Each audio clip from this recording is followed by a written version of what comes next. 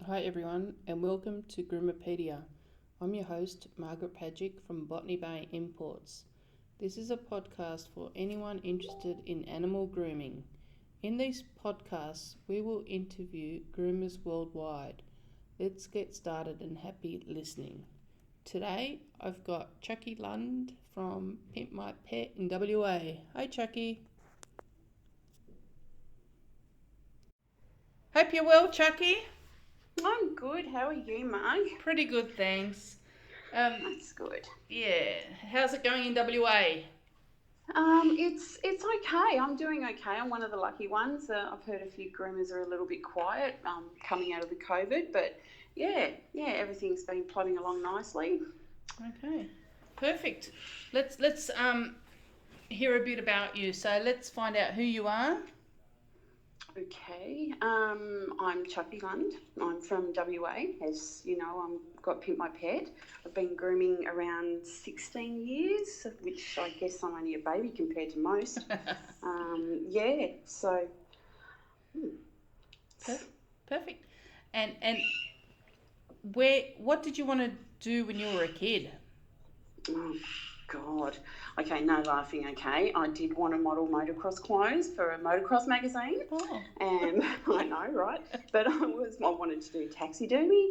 I wanted to do forensic facial reconstruction. I wanted to do all sorts of things when I was a kid. But yeah, grooming actually wasn't one of them. Okay. Nothing to do with animals. I had a dog, but yeah, no, this wasn't a career choice. I think, as you get older, you change what you want to do in life, and yes, life happens. Yes, and so what made you become a groomer then?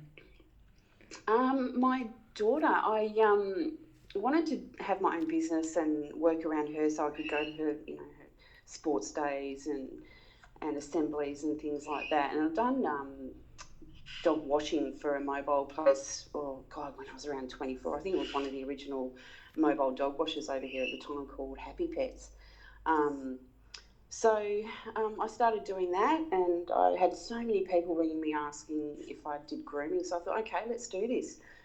Back then there was no certificates, there was no TAFE courses, but I did find a 2-week course. It wasn't ideal. It only taught you the basic pet clip. It didn't teach you anything about coat types or handling dogs or anything like that.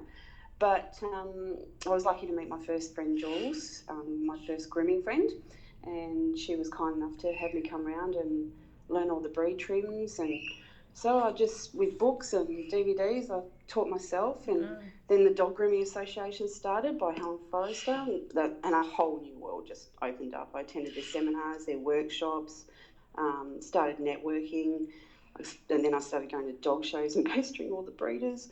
I just think it's important that you keep upskilling and giving the clients the best that you can. Yeah.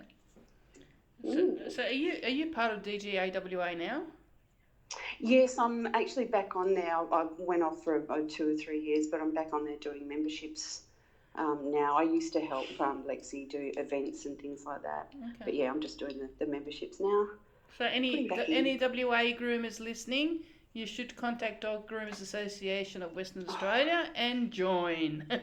Yes, definitely. It's been a godsend. Like, really, you learn so much with the workshops they put in, and it's different watching a DVD than actually seeing it done. Yes. Firsthand. Yes.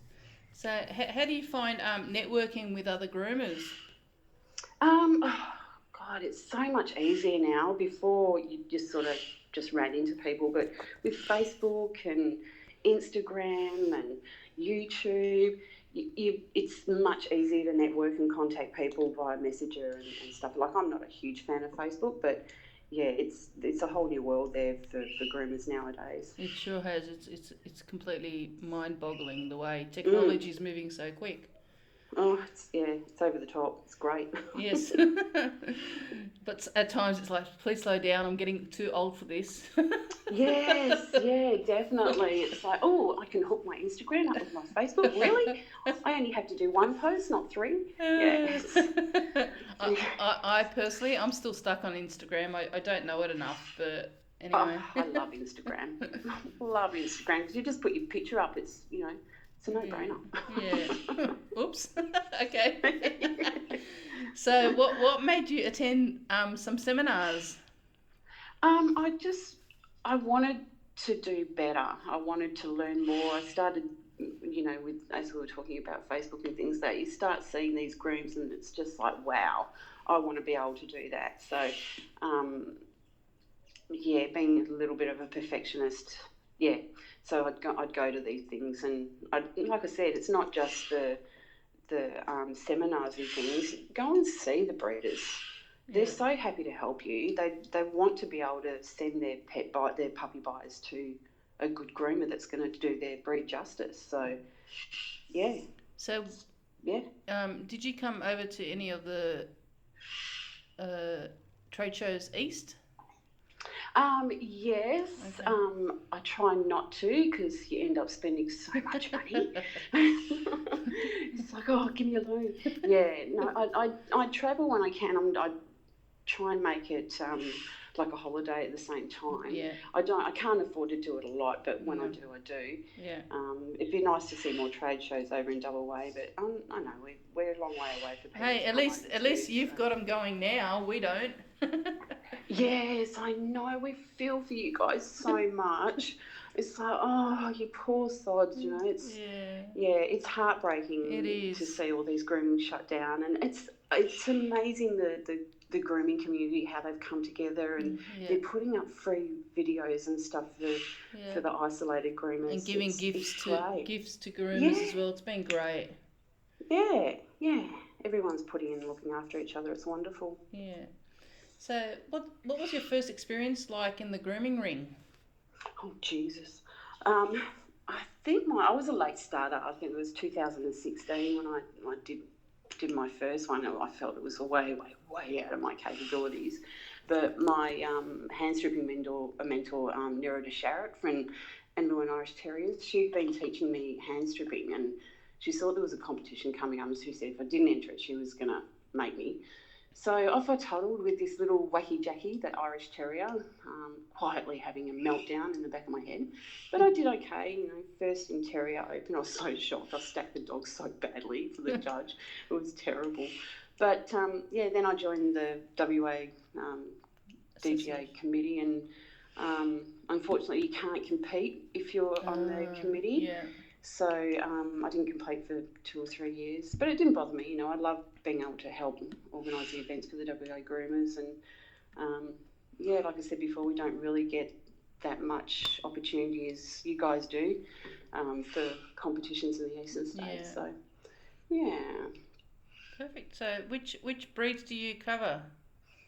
Well, I guess I'm known for the Westie, the West Highland Terrier, and the Irish Terrier. Hand stripping is probably my thing, and it's my love. I do love doing it. I do show a little poodle from Sylvanus Kennels.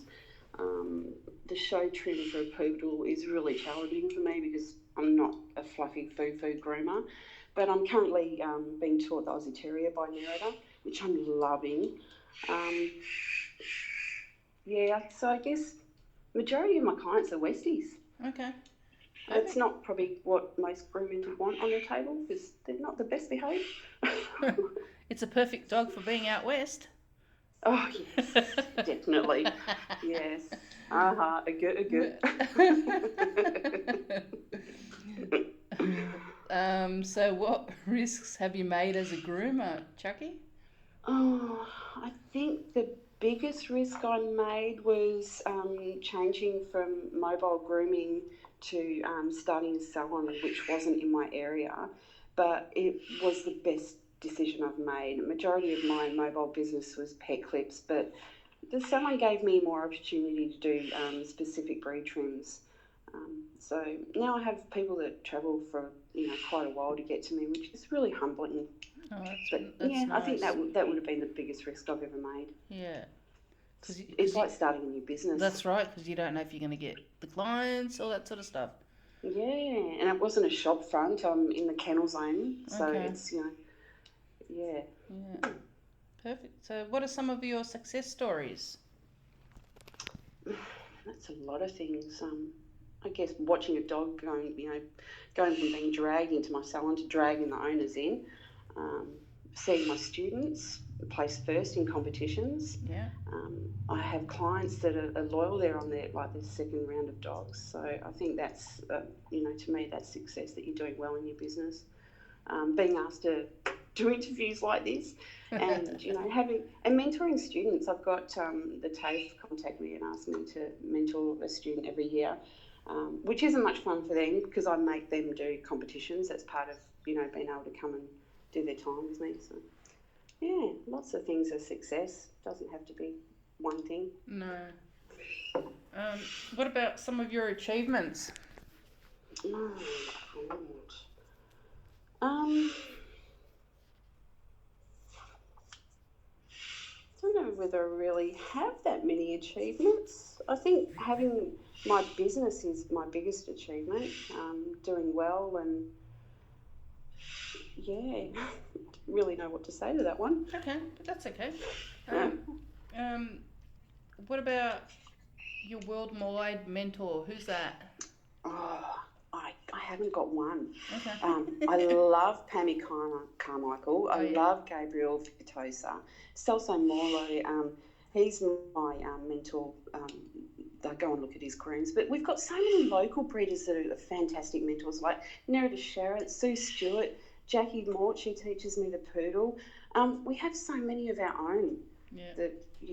We're very, very lucky to be able to contact these people, and they're all so willing to help you. That's great. And see, a lot of that stuff you could do over social media as well. And yeah. Oh, poor Sue Stewart, the amount of photos I sent to the Westies to her. Please circle the bits, not the whole dog. It's good that they can help. Yeah, it is, and they're willing to. That's the wonderful thing about it. They're willing to. Yeah. So what about, do you have any tips for any beginner groomers who are starting out? The newbies. As they say, nothing worth doing is easy, but they have, like we were discussing before, they have so much at their fingertips nowadays with social media and all the grooming pages, and put yourself out there. For every negative Nelly, there's 20 of us that are willing to help you. Go to the seminars, go to the workshop, read books, borrow DVDs, hit the YouTube. Contact us more, for a better word, seasoned groomers, because even if we can't give you grooms to do, you can come and sit and watch for the day. Most of us are quite happy for you to do that. I think the main thing I tell my students is, do a good job, not a fast job. Your times will come. With the experience you have, don't rush your breed. Do a really nice job. And your client won't mind that you take a bit longer. Yeah. As long as their dog looks good. Yeah. And then they keep coming back. That's the main thing. Yeah, exactly. Okay. Is there anything else you want to say? Actually, I do. I want to. I know I'm not speaking for myself when I say how much the members of WA Groomers Association thank you at Botany Bay for your sponsorship. We are truly blown away by your generosity. I just wanted to let you know that and just say thank you again. You're welcome. The feedback we've got, it's just, blown away. You're welcome. Just so generous. Happy to help WA, or happy to help anyone, but WA in this case. Yeah.